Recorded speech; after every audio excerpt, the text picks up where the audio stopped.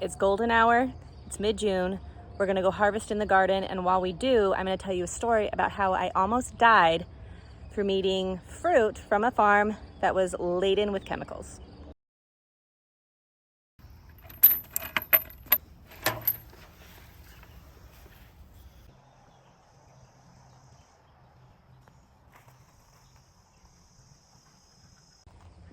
Shelling peas are available right now in abundance. I have a lot of greens. We're gonna be picking strawberries. I've already started garlic. We're not gonna pull any this evening. We are well on our way to a summer garden here. The tomatoes, this is the week where they plant them and the seedlings just really start to take off. So in the next couple of weeks, hopefully we'll start seeing some fruit on the vines. We're also gonna do some broccoli today, maybe a little gailan, and some flowers for the farm stand. These are all perennials, Maximilian sunflowers. They come back every year, and sunchokes. And I've mixed them together, so they're gonna create a really nice sunflower style hedge. I've got some dahlias that are getting ready to go into another bloom here. Right now they're currently under protection from guineas. Next to the yarrow and through the other yarrow. It's kind of hard to tell, but this whole section, that's the corn and beans that are starting to come up. So they'll be right next to the fourth sister here, which is going to be the sunflower. Marigolds outline one of the tomato beds, and these are just bamboo stakes, and I add a tier every time I need to trellis. These are all loganberries on these trellises. Those are 4-year-old vines. Zinnias are just starting to blossom, and when they do, I will take these off. Got some blueberries there, and there's our strawberry patch. So we'll start there today. One thing people don't realize or appreciate about strawberries is how quickly they spread, and they create this living mulch, this living weed suppressor. So it's really hard for weeds that spread via, seed droppings in the wind. It's really hard for them to drop, fall, and establish themselves if strawberries are covering. And so I figure it's edible. We go through a lot of strawberries. It makes a great weed suppressant or weed barrier for us. And so I use them not just here, but around my fruit trees and my permaculture guilds there. And then I use them in a lot of the beds. So we'll be stopping more than just at this location. So we don't just have one strawberry patch. They're actually serving a purpose.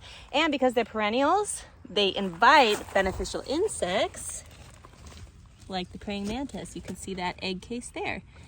And these are everywhere in the garden. There's another one over here on this blueberry. Right there, next to the zinnias. Praying mantis is like having an army of insect controllers in the garden.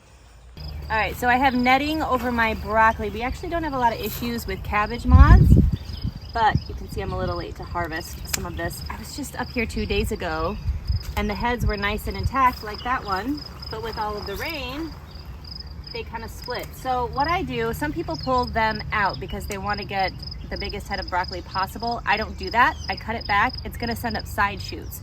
And so while you'll never get a head of broccoli that's this big for the rest of the season, you will get smaller pieces like this. So you still get sprouting broccoli that's edible.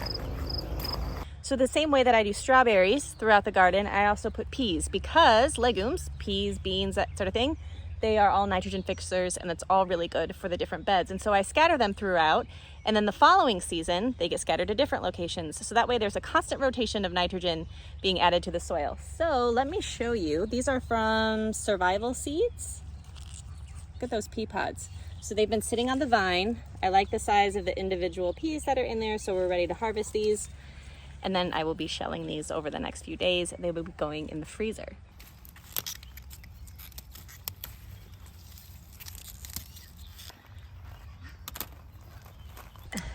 I'll tell you a quick story while I'm endlessly harvesting peas here.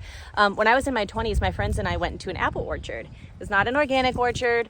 I don't know what they put on their apples to deter pests or disease. But when I came home, I ate 6 apples the first day, and the next day, no joke, literally, could see my medical records, I woke up with food allergies to everything except Cheerios, and I ate Oreos. And I did that for 3 weeks because when I would eat anything fresh, fruits, vegetables, bread even, I would go into anaphylactic shock.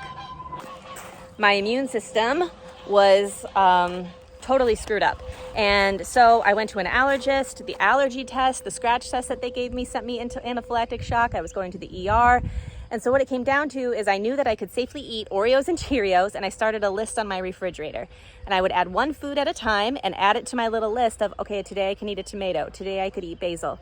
And it made me really realize my food was making me sick. And so this is an apple we're talking about. And last summer, I went to pick at another farm. I went to pick blackberries. Same thing. Thankfully, not as bad, but my throat was not happy with whatever was sprayed on those blackberries. I'm so thankful to be able to have the space and the opportunity to grow my own food so that I know what's on it, which is absolutely nothing. Eventually, my immune system did calm down, obviously, because I'm still alive and I'm not in the hospital with my throat closed right now. But I do have a lot of lingering food allergies. And so controlling what's in and on my food, whether I'm in the garden or preparing it in the kitchen, is really very important to my health. So that's just another reason I homestead. All right, last step for the evening, because I got a basket full of peas that need shelling there, are flowers for the farm stand. Out front at the farm stand, we sell eggs, honey, and then also give away flowers for free. I'm not a flower farmer, but I do enjoy sharing with the neighborhood. And so I have a variety of flowers here. In the springtime, we do peonies in the front yards, and then we have the small peony patch here, or poppy patch here, and dahlias will be up in 60 days.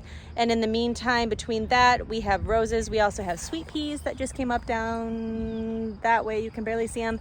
And we have sunflowers. So there's a little bit of variety when it comes to the flowers here at the farm. And then we supplement with the things like wild asters that grow up. We have a lot of yarrow here, a lot of honeysuckle, and a lot of filler. So yeah, just one of the ways we like to give back to the community. So I usually do one poppy that's unfortunately too far gone for vase life because I want people to know what the little buds are. The little buds are poppies that have yet to open. The purple is vetch, which honestly is a happy accident from when I did a cover crop in here and forgot there were poppies that were going to come back. And so they ended up all growing together, but does create a nice little filler. And then I have some wild asters here in the back. So free at the farm stand.